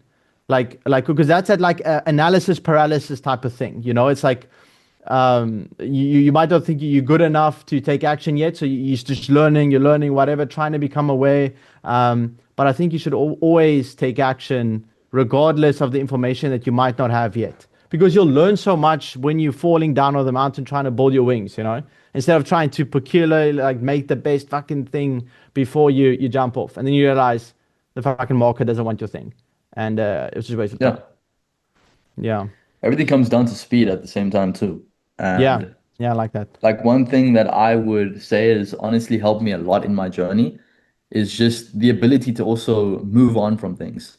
I think Hmm. there's definitely a lot of value in just being persistent with one thing, but at the same time, you shouldn't be scared to completely scrap something and move on. Like I've gone through so many things, bro. I've gone through so many Yeah, different business models, and I haven't wasted time on any. And then when I found ecom, it felt really right to me, was okay. in alignment with my skills. I tried to run ad lead advertising, bro, and it just wasn't working for me. If Hmm. I kept running it, yes, I could have probably succeeded, Yeah. but it didn't feel right. And I built up skills and then I transitioned into something else. Used that next thing to build up capital, and then I moved into the next thing. Yeah, And I continuously just went for the next best thing for me until I found the one that I actually saw a lot of long-term potential in, and then I went all in. I think a lot of yeah, people get stuck and just slaving away at one thing. And maybe you don't need to change the thing, but if it's not working, at least change. yeah. You don't need to change the vehicle, but you need to change what fuel you're putting in that vehicle, you know? I actually like this topic because I mean, 99% of us all jump between different things before like the fifth or the sixth one stuck. How would you go about, like, let's say someone is watching this now and they are trying Forex, but it's not really working. They did meme coins before that. Maybe they did drop shipping or AT before that, like fucking whatever. How do you know when is the right time to change the business model, the vehicle, the inputs or whatever? Like how long do you need to give something time before you know that it's the thing that's the problem and it's not your lack of inputs? Yeah, I mean, I don't think it will ever be the thing that's necessarily the problem Okay. because look at us, we're all making money in different ways. Yeah. But Every like single for you business specifically, model like it could be incorrect. for you mean Yeah. oh yeah, like with your skill set and yeah, I think a big thing is just like also how excited you feel to work on it. If you don't feel excited to work on something, you're probably not going to be able to work on it for a very long time. Yeah. And Okay. you can't necessarily always win with willpower. Of course you can, but it's going to make your journey a lot harder for you. So if you don't feel excited to work on something, then it's probably not the right thing for you. There's many, many different ways to make money online, make money Mm. in general. There's thousands of different ways, and you need to have some sense of excitement. I think also if you want to just take a look at the some metrics, like take a look whatever you're trying to build and look on Google Trends and see if it's Yeah. a declining trend. In e-com specifically, if you're trying to sell a product and it's on a decline on Google Trends, Mm. you're literally gonna be climbing up a mountain with that product. Mm. Mm. So it can be the same thing with different business models too. Like let's say we get to the point where AI is dying and then you're trying to start an AI business. If it's on a decline, it's probably going to be a lot harder for Yeah. you than if it's on an uptrend. Mm. Yeah. You kind of want to Um, anticipate. You kind of want to, if you start a business, you kind of want to predict the future in a way. It's like you kind of have to Aikido your way in the future. You want to see what people would want in the next 2 years from now, right? And mm. anticipate Yeah. and that's the Jeff Bezos thing where you want to focus on what would never change also. People are always Yeah, going to yeah, want yeah. faster delivery, better customer experience, all that. Focus on that, sure, but you want to anticipate what people would want, and that's why it's so good to learn also because from all these sources, because you kind of build out this web of knowledge which you can just like pull from, right? That's why it's so good to read books and YouTube videos Yeah. and stuff like that, because then you can kind of anticipate the future a bit more. That's why we ultimately built the community as well. Like I just know, and also with like the South Africans we're working with, I can see an upwards trend there, even if it's not like massively trending at the moment. I can see an upward, trend there with all of the things we're working on, even the podcast, Mm. all of that. You want to anticipate and predict the future in a sense. Bro, it was actually so cool. Like, what Liam said now gave me a bit of like a reflection point on when I was doing a pod with Serge Katari. He and the guest actually spoke about, he asked him like the cliche question, and I'm definitely going to ask you later, but it's like, if you could give your younger self, one piece of advice or whatever, what would it be? It's a cliche thing, but I think it has a lot of power to it if you ask someone that, has a lot of success and you really reflect on it. And he said, you know, he wish I might butcher it a bit, but he wish he went into the direction that, or allowed him to go into the direction where his curiosity led. Like he thinks all the greats follow their curiosity because that allows them to take ruthless action longer than everybody else. Like all the greats were curious about what they do. Like if you're not passionate about something that you're doing, you're probably not going to build something great over a like look at all the greats, every single person. They might not be extremely passionate about necessarily the specific service, but or the product, but like the product might be it's bigger than just the thing, like service delivery, like how are you doing it with all the people, the movement of it, the brand. You need to be curious or passionate about that. And I think that's pretty cool. It's like you will make any like, and I think also the market and the vehicle is also very important. But if you take all that into account and you go on Google Trends or whatever, make sure the product is correct. Then above that, if you are curious about something, like that's probably the line you should go into, you know? Um, Mm. yeah, I love that. Yeah. You have to follow your natural curiosity, man. It's gonna make persevering so much more effortless. Mm, Effortlessness, huh? Effortless. Yeah, it's gonna make persevering so much more effortless yeah. because it flows naturally to you. Your brain is already naturally going in that direction. Like I said, you can only do so much with willpower. And that comes to everything in your life, like set your life up where it's easy to win. Make sure you have the right people around you. Your environment is set up in a way where it's easy to win. If you're struggling with eating candy or eating sweets, like don't have sweets on the table. Don't have sweets in your house whatsoever. Move to a Mm, place where there's a gym nearby if you're looking to get in shape. You're looking to build a business, okay, then put the right knowledge in your brain. It's like simple thing is just make sure that it's easy and your life is set up where it's easy to win. Mm. And Liam, what's your 5-year vision if you have one? Yeah, so I can tell you my 2-year vision. That's kind of what I'm more focused on at the moment. 5-year, obviously, I do have a vision for it, but in terms of tangible things, Yeah. I'll definitely get to $100 million a year with my ecom brand. That's kind of like the North Star because it's also a really good and large goal. It's something that I can, again, set massive expectations for myself to be able to show up and meet every day because the type of person that's running $100 million brand is a very specific type of person. And I need to make sure that I'm matching that. So yeah, that's honestly the main one. I'd like to get to $100 million a year. I'd like to have some real estate all around the world. I would like to retire my parents. And yeah, That's good, bro. I it's like it. simple. I think a lot of people have way too many like goals. Mm. Again, I have a lot of small little things which I want to do and I want to purchase. But to me, that's just checkpoints and it's milestones. If we talk actual vision, it's more just about the type of person that I want to become. Yeah. Yeah, I like that. You need to be Yeah. a completely different person to be able to make. It's not necessarily the $100 million, but like the type of person. Like you want to meet that guy, who runs $100 million brand. It's like you want to shake hands with him, and who's he? That's the thing. Like what all these people, they say they want to become a billionaire and such. It's like not necessarily the money, because after a while, it's just like it's the exact same thing. 100 million and 200, 300. It's the exact same thing. So it's just like the caliber of person you become, and it's just like but also you don't. Well, that's just my personal opinion, but you don't want to then cut out certain stuff. Like for example, non-negotiables are like relationships and health. Like I would never sacrifice my health just to make like go from 100 to 200 million. Like I would never do that. I would never do that. Or like relationships. And just, I would never do those two. But if it's in those parameters, like you can push it. Well, me personally, obviously now, I will push it Yeah. as far as I can. Yeah, because that's the type of person that you want to meet, Be like obviously the goal yeah, yeah. That's cool. I like it. It's cool that everyone also has specific goals towards, like everyone's also different. Like I don't necessarily think there's a right or wrong. There's only, like Alex Emoji says, trade-offs. But I think that's true, bro. Like Yeah. I And I think think like, yeah, sorry, bro, go for it. no, continue. Yeah, I think a lot of people really need to sit down and really get clear about the life that they actually want and Mm. and really analyze whether they actually want those things or if they just want them because they've been You exposed to want to them on want social them. media all the time. If they want to want them, and it's not even that, like sometimes people genuinely do think that they want something, but then they just ask themselves a few questions.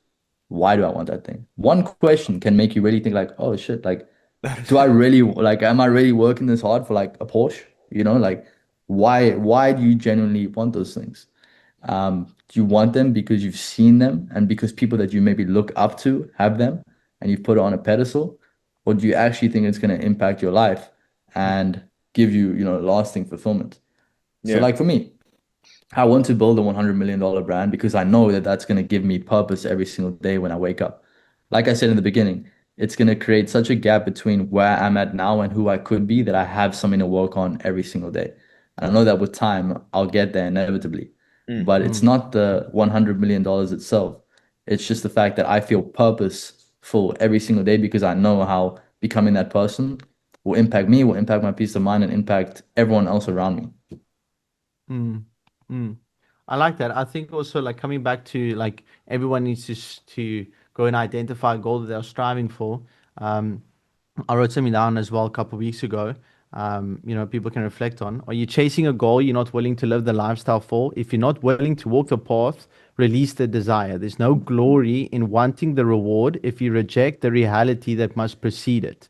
You don't get to pray for the mountain and then curse the climb.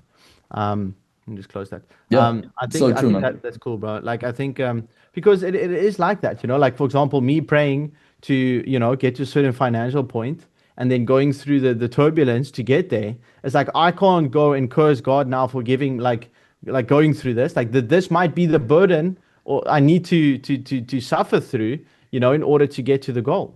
So I think becoming Yeah. aware of that is very cool. And I really think there's only two things you need. You need a clear goal and the belief that it's possible.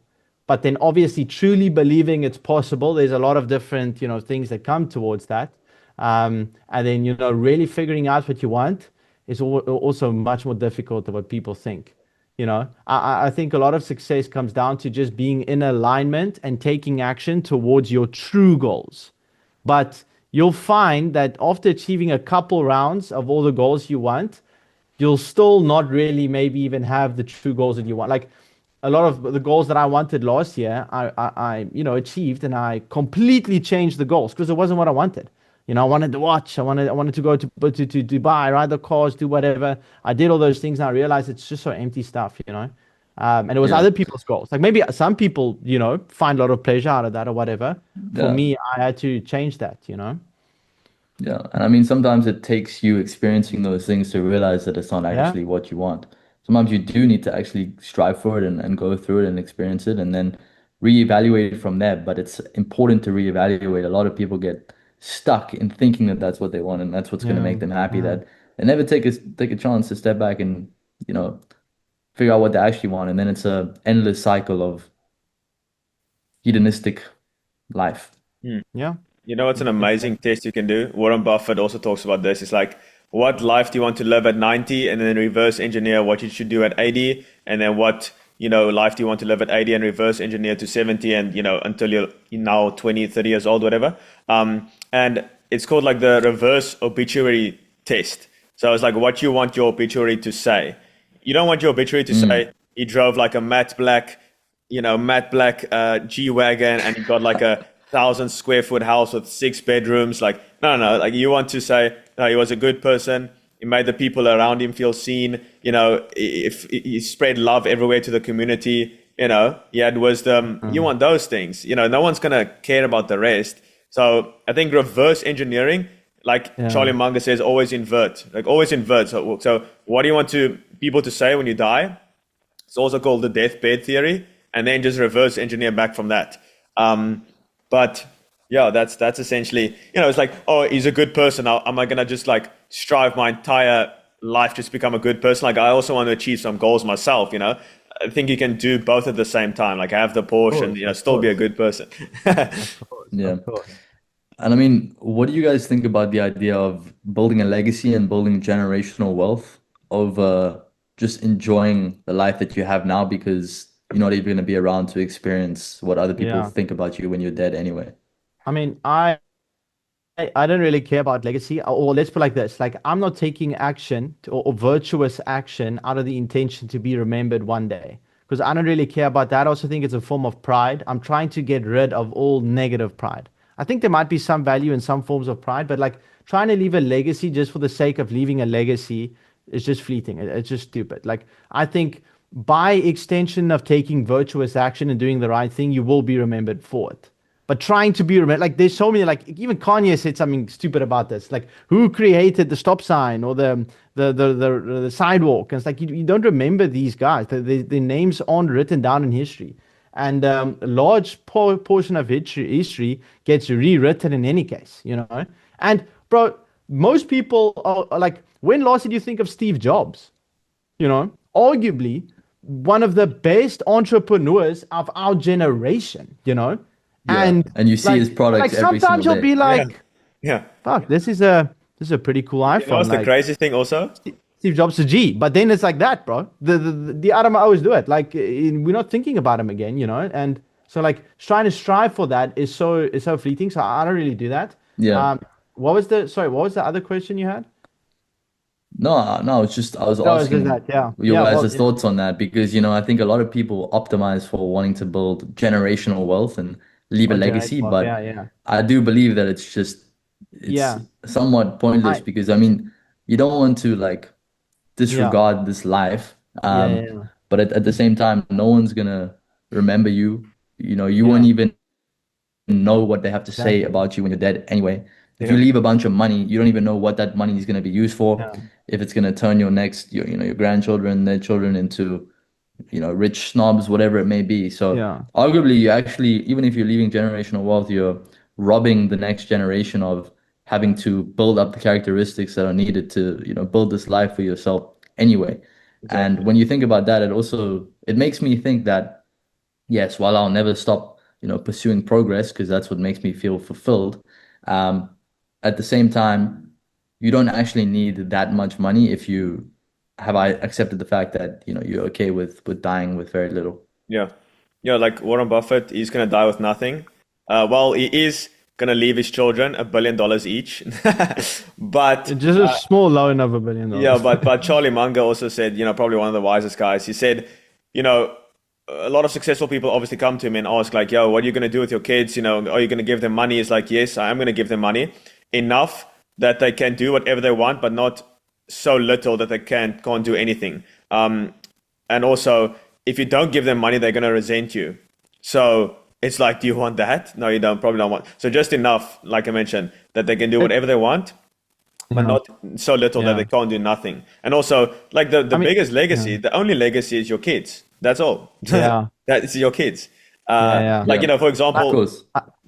Andrew Tate, he talks always on the podcast and stuff, like, he's talking about his dad, and that's his legacy.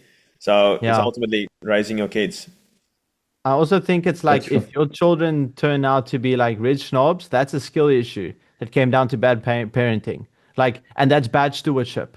Like, I'm definitely not going to be leaving them all my wealth. Like, I will be spending, Liam, like you said, and living life with my wife, because that is like, if I get to that point, which I would or will, I definitely, like I've achieved that, I've worked hard for it, like I want to spend it. But I also think, like the Bible also says, like stewarding your money is very important, and then leaving a bit for your children. Like I believe that is a good thing. But I think it's even more important. Like it shouldn't be the main thing. It shouldn't be like, but it's a good thing to strive for, because that means you are living in abundance. And I think if you teach your children the right principles, they will only multiply that. I think a very good example is like Donald Trump's children. Okay, that's the first person that came up to mind. I don't want to get political or whatever, but it's like, his children turned out very well, very, very extremely well. Or even Grant Cardone.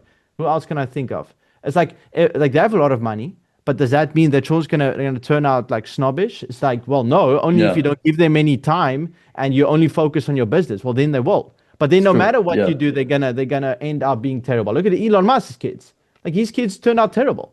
Don't let him watch this pod, bro. Yo, Elon, but I'm also bro, talking like, if it's generational, you will kind of lose control over how it affects, a few generations down the line. I think 100%, your kids, you have control over how you're going to bring them up. But their kids, the kids after that, you need to make sure that those values, those morals are preserved through the generations, So and you can only really do that via your kids, because like you can't control everything, bro. Like on the end of the day, your responsibility is your family and your children. But like if you pass away and they screw up, like that's on them, bro. Like what the fuck, like so, yeah.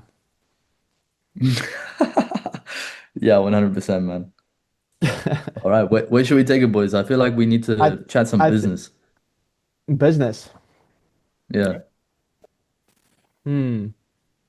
What is like something you're currently like striving for, like working on? Like what's like the overarching goal? You obviously said like the main goal, 100 million. What are you thinking is going to get you there? Like what's the thing you are taking action on that will lead you there the fastest?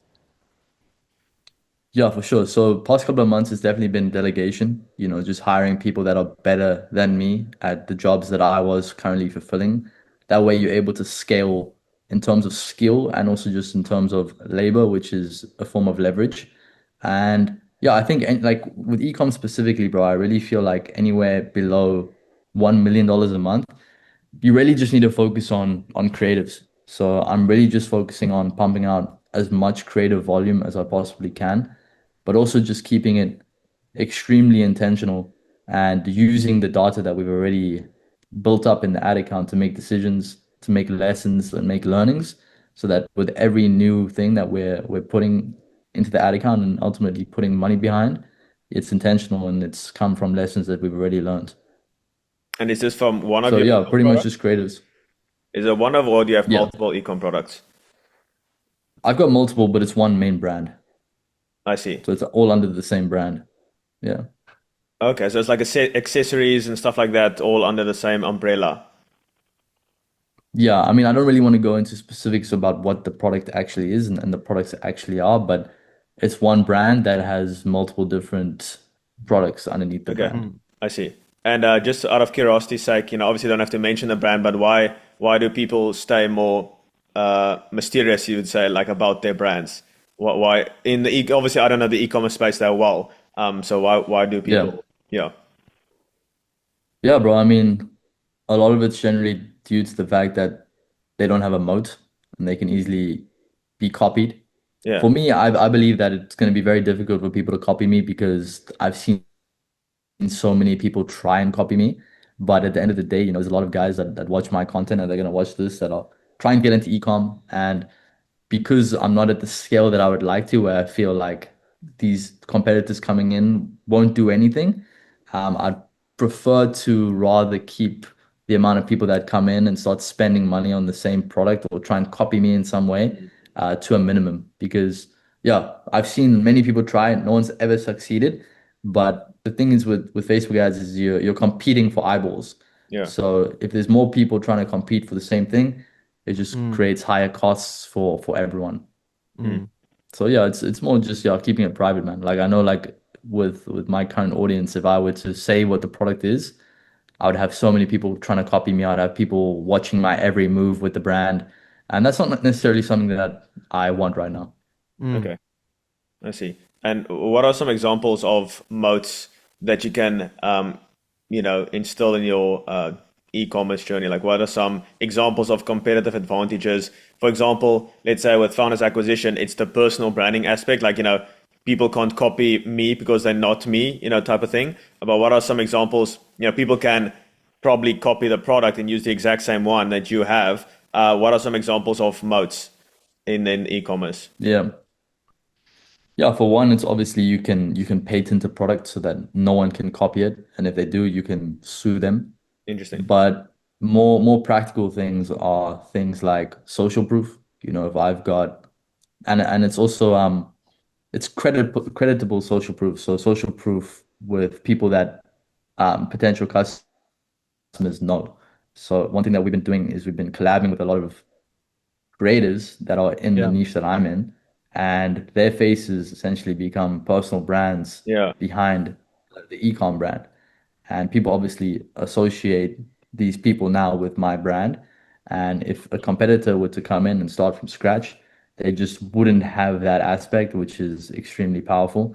Another one is through building community. So I could stop running ads right now and I would still be clocking sales every single day. Just Mm. because we've built up a good community of people that trust the brand and that want to shop from us. They've had a good experience in the past and they'll continue to shopping. We've built up things also like affiliate systems. So even if we're not running ads, we have affiliates that are repping our brand and they're constantly pushing it, telling their friends. And that's also a moat, it's about also just building up as many different avenues and sales channels as possible. So we just recently got on Amazon right now. If other competitors try to come in the space, they wouldn't be on Amazon. And by Yeah. the time they do get on Amazon, our listing would be so much more primed and warmed up than theirs. We'd have way more reviews. Yeah. People would Yeah. always choose to buy from us over them. So I think a mistake that a lot of people make is that they're just trying to test some basic product. There's no branding behind it. There's nothing that makes people feel like when they buy this product that they are becoming a part of something. So yeah, someone might buy from them once and then not want to buy from them again, go to a competitor afterwards. And yeah, they're not building like personal brand is one thing, and we all know the power of a personal brand, but an actual e-com brand, it's the exact same principles. Yeah. You want to make people feel like they know the brand, like they're a part of the brand, like they are friends with the brand's creators. We use like a very small amount of creators in all of our ads. And these people are now known as, this person from my brand. So as soon as people see them on ads, they immediately resonate with them again. So Mm. that's something that I'd also really highly recommend to people is we've done is we've set up a thing called a creator program where we have like a small tight knit of creators. We have calls with them once a month, and we genuinely know them on a personal level. They get paid per video that they make us. And what we really seen a shift with Facebook at the moment is just running like super lo-fi, unedited videos because they're extremely trustworthy and they Mm. just convert really well. So these creators get paid per video. They can make unlimited videos as they want and they can literally just do 10 videos, they can do 100 videos, we're going to pay them regardless. And like I said, it's a small, tight group of people. So we're just putting that onto Facebook, putting spent behind it, raw, low editing for us, and it's effective. They get paid, we make money. Like I said, I'm scaling through creative input, creative output. So it's like a flywheel effect of a bunch of content, and it's the same creators as well. So you build up like familiarity with people that are seeing your ads and maybe haven't purchased or have purchased and already consider themselves to be a part of what you're building in your community. Mm. And so much like that goes into it that I just have no idea, right? Like you need to spend at least 3 years on that business model. You just find out all these intricate stuff that I just like, I did, you can't even say I did it, but like I did drop shipping, like when I started, just made a website and like 2 ads, like I didn't really even do anything. But what even makes like a good product when people are searching for one? Yeah, I mean, it goes back to also what I said earlier, like make sure that it's not dying on Google Trends, and then I believe you can pretty much sell anything. But honestly, man, like I was thinking about this the other day, and I was speaking about it with my friend, and we were saying like I showed him my product, and he was like, "Yeah, that's pretty cool, man." And I was like, "You know what it is? Like, you actually just need to find a product that's just pretty cool. Like, it just needs to be a point, like at a point where it's pretty cool. People look at it, they're like, that's pretty cool. Mm. I'd probably buy that." And then eventually, through good marketing, you push them over the edge, and they buy it. Like you need to see if you're doing product research, if you're coming up with ideas, you need to have the thought in your mind, like, okay, yeah, that's pretty cool. You know? Yeah. Yeah. It can't be Yeah. cool. Like pretty cool is the perfect way to kind of um like Yeah. describe a good product in my eyes. Mm. A good testimony to, like, I'm not going to mention the product, and you can feel free to just say if I like give away the product, because it's one yeah. But when we came to visit Liam at his place, we did our previous podcast, the one product that he made, he gave me some examples of, how the ideal customer were to react. And literally, my girlfriend came in the room. She picked up the thing and she did the exact impression Liam said. And I'm just like, bro, you got this thing dialed in. Like, this is Mm. Yeah, insane. yeah, yeah, yeah. Yeah, that's the prime Yes. example of a pretty cool thing that you had. Yeah, yeah, yeah. That product as well. I mean, we can speak about that product. I don't mind speaking Yeah. about that one. But yeah, Okay. that was like yeah, that was mini iPhones. So the thing is like it also comes down to the angle, right? So our marketing was just really good, which is why we were able to be profitable with that. But it comes down to the angle and how you position it, because how you position it is ultimately gonna make it applicable and useful to a completely different person. So a lot of competitors were marketing this mini iPhone as just this super cool, cute thing. Um, and also like super cool is sometimes too bad, like it must be pretty cool, like I said. Um, so yeah, like a lot of people were just marketing it as like a cute thing, it's a mini iPhone, you can like stupid stuff, or like you can cheat on your exams and teacher's not gonna notice that you have a phone. We came in and we noticed that everyone that sees it always reacts and thinks it's super cute. So we started using it as a way for guys essentially to like break down the tension with a woman by making them laugh and then ask them for their number or their Instagram through giving them mini phone. It sounds really stupid, but then when you partner with creators that are literally speaking to your exact audience, or like portraying their content to your exact audience, it can crush. Because what we did is we partnered with guys that were in the pickup space, so they would wear like Ray-Ban Metas, and they would film the interactions with women that whip out the phone. Exact thing would happen. The woman would laugh, they'd ask for the number, and they were able to get it with like zero riz, bro, like zero charisma. So it became a way for guys to be like, oh shit, like if I do that, I'll be able to make the girl Yeah. laugh, and then I'll be able to get the number. And that's why they're watching that content anyway, because that is Yeah, their yeah, goal. That's yeah. their mission in life. And this phone, this product takes them from point A to point B, um, in a shortcutted way. It's a shortcut. If I were to if I might ask, how would you incentivize a creator? Like, is there like different ways you would go about doing that? Like, do you just pay them a certain amount per video that they, feature your product? Like, how would you go about incentivizing them? Well, yeah, obviously there's different ways to do it. I mean, you can just Mm, give them an affiliate link so that they make money on all of the okay. sales that they push. That's probably the best way to do it in the beginning. once you've identified that they're a really good creator, they're pushing some good volume, then you probably want to give them a base and work out an actual deal with them where they make a certain amount of videos for you for a certain amount of money a month. Okay. That way you have predictability on the amount of Output. creators that you're getting. And yeah, you can then obviously take that content for yourself, repurpose it into ads, and then scale a lot higher and with a lot more control than just through, relying on the algorithm. Yeah. So you've obviously been spending a lot of money on ads, with growing the brands and stuff. We recently got into that. We all of our clients thus far is all through cold outbound, cold email, and so we are starting with ads, like a month ago. So how do you actually go about that entire mindset where, obviously seeing all the money leave your account and not necessarily getting the money straight away? Maybe there's like some time that elapses. How do you actually go about staying, calm in that time frame? Spending spree. Yeah. Yeah, I mean, bro, like, to be honest, the way we run it is that we have a minimum amount that we're willing to spend, regardless of if we're profitable or not. Mm. And that's the amount that we're willing to keep testing with and to keep everything flowing, to keep the sales coming in. Obviously, with us, we're doing like direct response marketing, like we're trying to get purchases directly off of our ads. With you, it might be a little bit more of a delayed time frame because you got to Yeah. hop on a sales call, close Yeah. them, wait for them to pay, whatever it may be. But yeah, I would recommend just always having a minimum amount that you want to spend so that you're keeping everything moving. And then just make sure that you're making learnings, bro. Like you're not wasting this money. You're paying for data. If you take a look in your ad account, you'll be able to see pretty clearly like what the issue is. Is your hook rate super low? Is your hold rate super low? Is your CPM super high? Are you paying a lot of money to reach the customer that you want? Then you probably just need to speak more directly to the exact customer that you want to get the CPM down.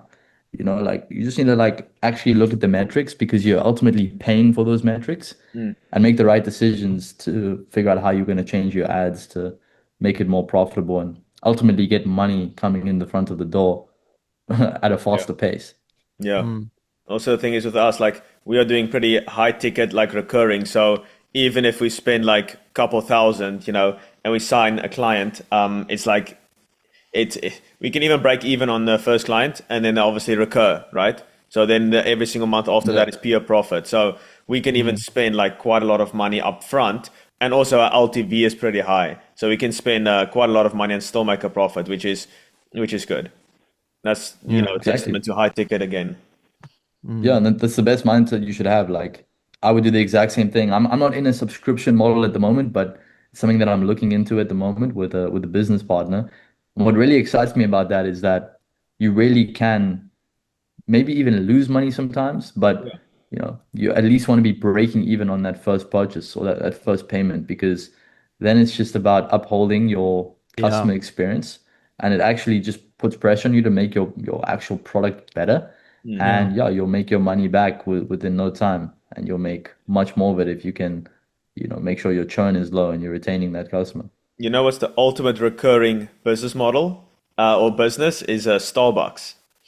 So it's not Yeah, really like it's not really recurring month after month, but you know what I mean. It's like their customer LTV is $13,000 and a cup of coffee is $4. it's So crazy, bro. technically, they can spend like let's just say $12,000 to sign one Starbucks client and make like 1,000 profit of each client. And let's say they have 1 million clients. How much is that? $1 billion that they just made by spending $12,000 to sign one client. So LTV It's is the crazy. real game we are all playing, but everyone's focused on Yeah. client acquisition and getting clients in, just Yeah. getting Yeah. quick money Yeah. now. But the real game is LTV. So people continually buy from you. They buy, maybe your programs, and then you have like a mastermind, and then you have events, and then you have like trips that you want to. So that's all by giving a good experience and not just taking money now and then saying like, okay, cool, I got the money, cheers. Like I you're actually agree. building a relationship with them. Yeah, bro. I mean, like it's so much easier to scale if your churn rate, like imagine your churn rate is zero. I mean, You. and you start from zero. You sign your first client, $5,000 a month.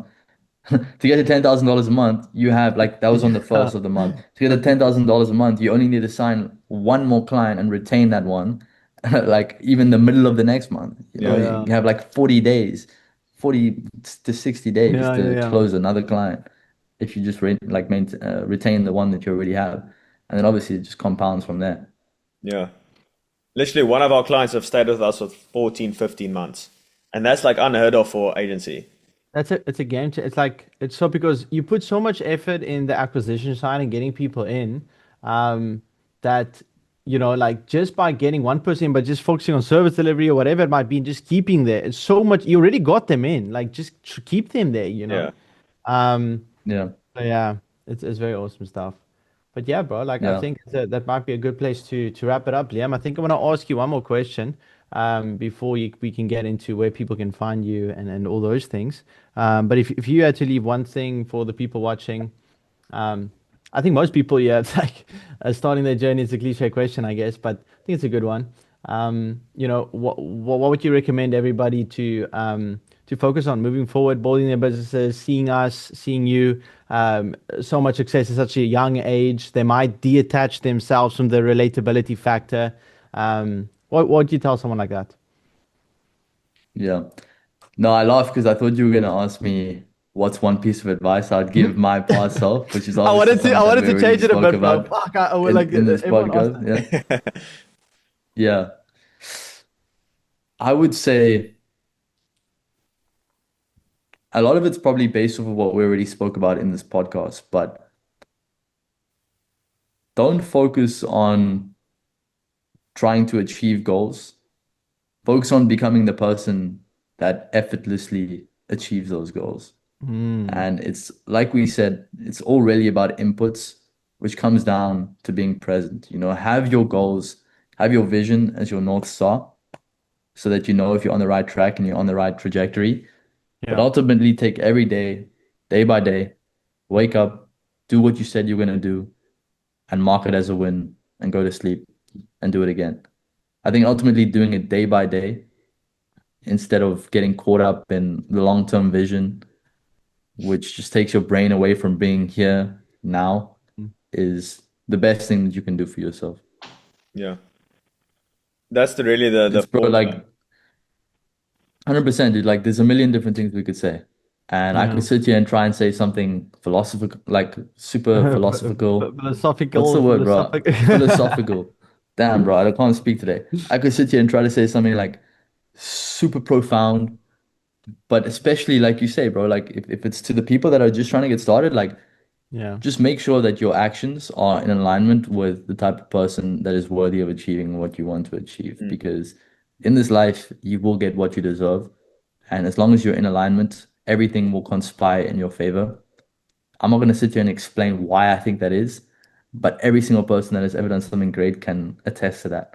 Mm. So it really is just about, acting in a way where you genuinely deserve the life that you want to live. Yeah. It all comes down to the deservingness factor. Like Charlie said, it's like, how do I get a good spouse? Like, become someone who's worthy of deserving that good spouse. And Mm. everyone, it comes back to the thing of doing what you said you're going to do and just doing the best you can each day. You always know what you need to do in the back of your mind. If you just stay still, you listen to that voice. It's like, yo, bro, do those emails right now. It's like, film those ads. Like, you know exactly what you need to do. People just aren't doing it. And there's really no clear-cut formula and strategy for success. People are always looking for that. That's why found on my videos also. They are looking for like this. What's the strategy? Like, tell me the step by step. There is no such thing. That's why the videos might seem more like a philosophical, like rant almost, but like that is what it is. It's like just doing the best you can Yeah. each day. There's no Yeah. strategy. Otherwise, if there was a Yeah. strategy, it would be exposed and exploited, and then it wouldn't be a strategy anymore. Yeah. Yeah. I agree, bro. Yeah. Yeah. Well, that's a topic for a completely different podcast again. I think let's wrap it up here. Ladies and gentlemen, that was Liam Bradshaw for the second time. Liam, where can everybody find you? You can find me at Liam Bradshaw, Liam. You know what's actually interesting is On someone messaged me the other OnlyFans? day. It's like, yo, bro, LiamBradshw. There's no A on the shore. On Instagram, and then Liam Bradshaw 1 on YouTube. But I was gonna say, what's interesting? Someone messaged me the other day. He's like, bro, so crazy. And I was like, what? And he's like, Liam is an abbreviation for life is a movie. And I was like, hi, bro. That's kind of cringe, Yo, but that's kind of awesome. cool. Thanks for letting me Yo. know. Yeah, That's Yeah, so but cool. yeah, just oh, something yeah, that came to mind. But cool. yeah, Well, guys, we'll really put that appreciate it. I in the mean, it was description. yeah, I appreciate you guys for giving me the platform again. And yeah, I mean, for the viewers, like at the end of the day, we all figuring shit out ourselves. I hope you could take some value from that. Andrew, Quinton, they're both my good friends, and really the way I see this is just us coming and just chopping it up and having a Having a conversation like chat. friends. I agree. And yeah, I really enjoyed it. So appreciate you guys. Cool, man. Well, Liam, yeah. thanks so much. Enjoy Bali. All right. All right, Cheers. cheers, Cheers, boys. man.